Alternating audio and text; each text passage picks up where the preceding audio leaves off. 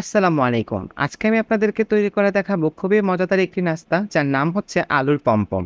তো আলুর পমপমটা কিভাবে তৈরি করতে হবে চলুন আমরা সেটা দেখে নিই।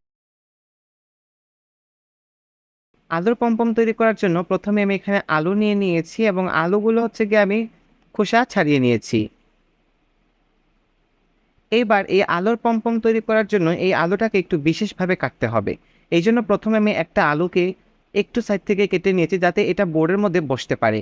এবার ২ সাইডে ২ টা প্যান দিয়ে এখন আমি আলুটাকে এরকম করে কেটে নিচ্ছি।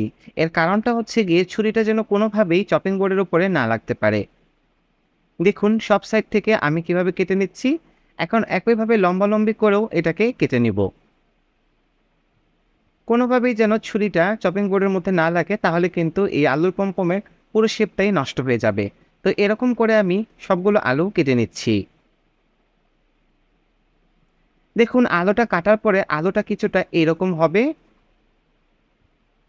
এবং নিচটা এরকম সমান থাকবে। তো হয়ে গেল। এখন আমি একটা বোলের মধ্যে পানি নিয়ে নিয়েছি পরিমাণ মতো। এখন এখানে দিয়ে দিচ্ছি ২ টেবিল চামচ পরিমাণে লবণ। লবণ দিয়ে পানিটাকে ভালো করে গুলিয়ে নিচ্ছি। এবার এই আলুগুলোকে লবণ পানিতে ভিজিয়ে রাখবো ২ ঘন্টার জন্য। এখন আমরা মসলাটা তৈরি করে নিব। মসলাটা তৈরি করার জন্য প্রথমে এখানে আমি ১/২ কাপ ময়দা নিয়েছি আর তার মধ্যে দিয়ে দিচ্ছি হচ্ছে ২ টেবিল চামচ কর্নফ্লাওয়ার।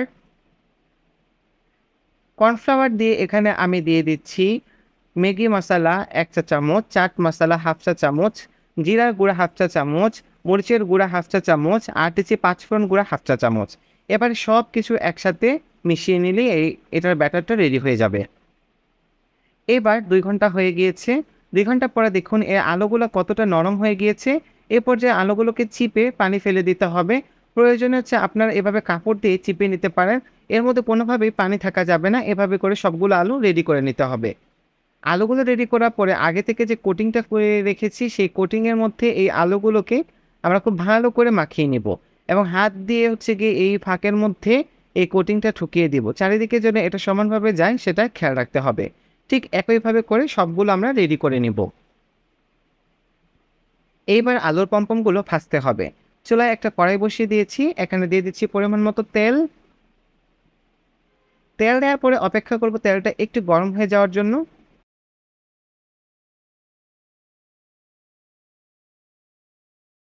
তেলটা গরম হয়ে গিয়েছে, এ পর্যায়ে দিয়ে দিচ্ছি সেই রেডি করে রাখা আলুর পমপমের কোটিংগুলো। তো প্রথমে আমি ৩ টা দিয়ে ভাজবো। চুলার আঁচটা হচ্ছে এ পর্যায়ে লোতে থাকবে। এটাকে একটু সময় নিয়েই ভাজতে হবে। এখন আমি একটা চামচ দিয়ে উপরে একটু তেল তুলে দিচ্ছি, কারণ এটাকে সাথে সাথেই উল্টানো যাবে না প্রথমে। এভাবে একটু প্রথমে তেল তুলে দিলেই এটা কিন্তু পারফেক্ট হয়ে যাবে। মানে ভেতরের দিকটা ঠিকঠাক হবে। তো এইভাবে হচ্ছে চামচ দিয়ে এটাকে উল্টে পাল্টে এভাবে ভেজে নিতে হবে। আর যখন হচ্ছে গিয়ে পমপমের উপরের পাশটা থাকবে তখন এভাবে আমরা উপর থেকে একটু তেল দিয়ে দিব চামচ দিয়ে। তো কন্টিনিউয়াসলি এগুলোকে আমি ভেজেছি। প্রায় ১৫ থেকে ২০ মিনিটের মতো হয়ে গিয়েছে এখন। এই পর্যায়ে এগুলো মোটামুটি ভাজা হয়ে গিয়েছে পারফেক্টলি। এগুলোকে গোল্ডেন ব্রাউন করে এখন চুলা থেকে নামিয়ে নেওয়ার সময় হয়ে গেছে। দেখুন সবগুলো কত সুন্দর কালার চলে এসেছে। এগুলোকে আর ভাজবো না। এখন চুলা থেকে নামিয়ে নিচ্ছি। আলুর পমপমগুলো এবার খাওয়ার জন্য তৈরি হয়ে গিয়েছে। তো এগুলোকে আমি পরিবেশন করে দিয়েছি। দেখুন এগুলো কতটা সুন্দর হয়েছে এবং দেখুন ভেতরটা কতটা পারফেক্টলি কুক হয়ে গিয়েছে বা সেদ্ধ হয়ে গিয়েছে। আশা করছি আমার আজকের রেসিপিটি আপনাদের ভালো লেগেছে। সবাই অনেক ভালো থাকবেন, সুস্থ থাকবেন। আল্লাহ হাফেজ।